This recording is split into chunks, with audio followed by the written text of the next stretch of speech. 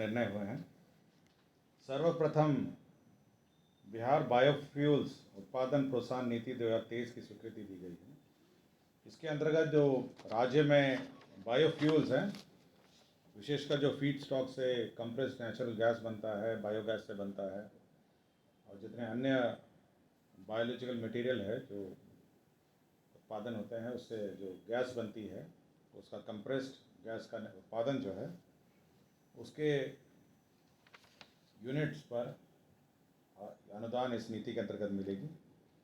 इसमें 15% है capital subsidy और अधिकतम 5 करोड़ है, और महिला, अनुसूचित जाति, अति पिछड़ा के लिए 15.75, अधिकतम 5.25।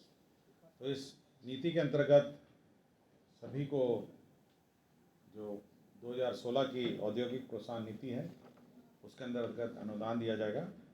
तो इस नीति का आज स्वीकृति दी गई है।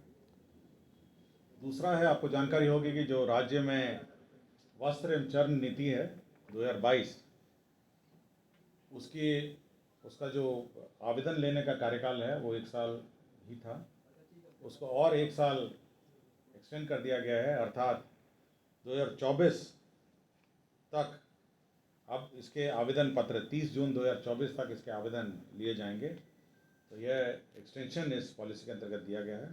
पहले था कि 1 ही साल आवेदन पत्र प्राप्त करेंगे, लेकिन 30 जून 2024 तक अब आप आवेदन लिए जा सकेंगे।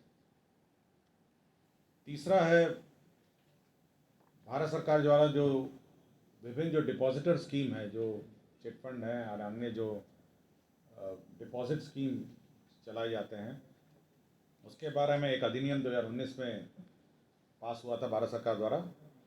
उसकी नियमावली बिहार सरकार ने अपने बिहार अब विनियमित निष्पक्ष स्कीम पाबंदी नियमावली 2023 लागू की है। इस नियम के अंतर्गत कॉम्पिटेंट अथॉरिटी राज्य सरकार तय करेगी।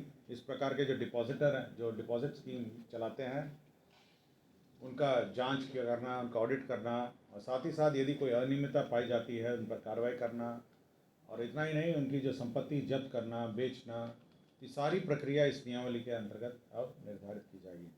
तो क्षेत्र में जो छोटे छोटे डिपॉजिट स्कीम चलाए जाते हैं और विभिन्न कंपनियों द्वारा, उन्हीं पर कार्रवाई के लिए यह नियमावली बिहार में भी अब लागू की गई है। विधि विभाग द्वारा एक प्रस्ताव लाया गया था, बिहार विधि पदाधिकारी वचनबद्धता नियमावली 2023। इसमें राज्य में जितने भी हमारे न्यायालय हैं, उसमें जितने भी हमारे जो वकील हैं, विभिन्न प्रकार के वकील हैं, जिसमें लोक अभियोजक हैं, सरकारी प्लीडर हैं, अपर लोक अभियोजक हैं, अपर सरकारी प्लीडर हैं, अपर महाअधिवक्ता है, स्थायी विधिक सलाहकार है, अपर स्थायी विधिक सलाहकार हैं, इन सबका चयन की प्रक्रिया निर्धारित की गई है कि किस प्रकार चयन होगा। इस सभी में विभिन्न स्तरों से अनुशंसा प्राप्त होंगी, और साथ ही साथ जो जिला स्तरीय अधिवक्ता हैं, उनका जिला और डिस्ट्रिक्ट जज के कंसल्टेशन से पैनल का अनुशंसा होगी, और साथ ही साथ एक चयन समिति राज्य स्तर पर होगी, जो एडवोकेट जनरल की अध्यक्षता में एक चयन समिति होगी। इस चयन समिति के अन्य सदस्य लॉ सेक्रेटरी होंगे, और साथ ही साथ और विधि विभाग के विशेष सचिव या संयुक्त सचिव होंगे। तो ये सभी इस अधिवक्ताओं का लिस्ट स्क्रूटनी करेंगे, चयन करेंगे, और साथ ही साथ फिर विधि विभाग के माध्यम से राज्य सरकार अनुमोदन प्राप्त किया जाएगा। इसमें सभी प्रकार के नियमावली में सभी प्रकार किस प्रकार चयन होगा, किस प्रकार उनको हटाए जा सकेंगे, उनको उनके वह क्या कार्य कर सकेंगे, क्या नहीं कर सकेंगे, जैसे प्राइवेट व्यक्तियों का केस लड़ पाएंगे, नहीं लड़ पाएंगे, किस परिस्थिति में लड़ पाएंगे। तो पूरी जो व्यवस्था है सरकारी वकीलों की, उसके बारे में विवरणी इस नियमावली में आज स्वीकृति हुई है, बिहार विधि पदाधिकारी वचनबद्धता नियमावली 2023। तो अब से जितने भी सरकारी वकील हैं, विभिन्न स्तर के, विभिन्न प्रकार के, सुप्रीम कोर्ट में, माननीय उच्च न्यायालय में और जिला में, ये सभी अब इस नियमावली के अंतर्गत अब चयनित होंगे। तो यह एक महत्वपूर्ण नियमावली है जो वकीलों के, लॉयर्स के, एडवोकेट्स के नियुक्ति का। स्वास्थ्य विभाग का एक प्रस्ताव था, विदेश आयुर्विज्ञान स्नातकों, फॉरेन मेडिकल ग्रेजुएट्स राष्ट्रीय आयुर्विज्ञान आयोग नई दिल्ली के दिशा निर्देशों के आलोक में राज्य चिकित्सा परिषद स्टेट मेडिकल काउंसिल में निबंधन के क्रम में इंटर्नशिप हेतु राज्य में के चिकित्सा महाविद्यालय एवं अस्पतालों में इंटर्नशिप की सुविधा दें। तो राज्य में जो आपको याद होगा कोरोना में बहुत सारे विदेश से स्टूडेंट्स राज्य लौट आए थे और पूरे देश में लौट आए थे। तो विभिन्न राज्यों में यह व्यवस्था की गई है, जो राज्य जो चिकित्सा महाविद्यालय हैं वहाँ पे इनका इंटर्नशिप की व्यवस्था हो। और इसकी एक सीमा भी है, 7.5% जो टोटल इंटर्नशिप है उसके अंतर्गत ही 7.5% के अंतर्गत लिमिट के अंदर ही लिए जा सकते हैं। कोई भी व्यक्ति इंटर्न से पैसा नहीं लेगा जो मेडिकल कॉलेजेस हैं। और राज्य सरकार अपने कॉलेजेस में जो विभिन्न इंटर्न्स को पैसा देती थी, मानदेय जो है वह इनको भी देय होगा।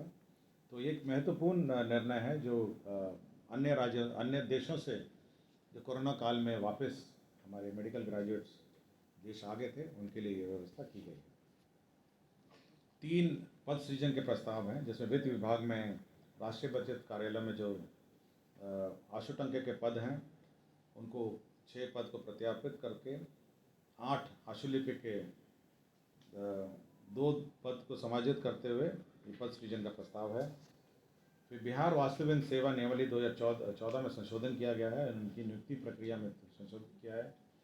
जो कॉन्ट्रैक्ट संविदा पे कार्यरत हैं ये जो वास्तुविद थे उनको 25% का वेटेज का प्रावधान किया गया है। भवन निर्माण विभाग लिमिटेड के अंतर्गत 5 पदों का सृजन है और आशुलिपिक के अनावश्यक 53 पदों को विलोपित किया गया है। तो 3 विभाग के पद सृजन है। और नियमावली में आपके फॉरेन मेडिकल ग्रेजुएट्स के इंटर्नशिप का है। बिहार विधि पदाधिकारी के वचनबद्धता नियमावली यह एक नियमावली है। बिहार में जो छोटे छोटे डिपॉजिट स्कीम है उसकी नियमावली है।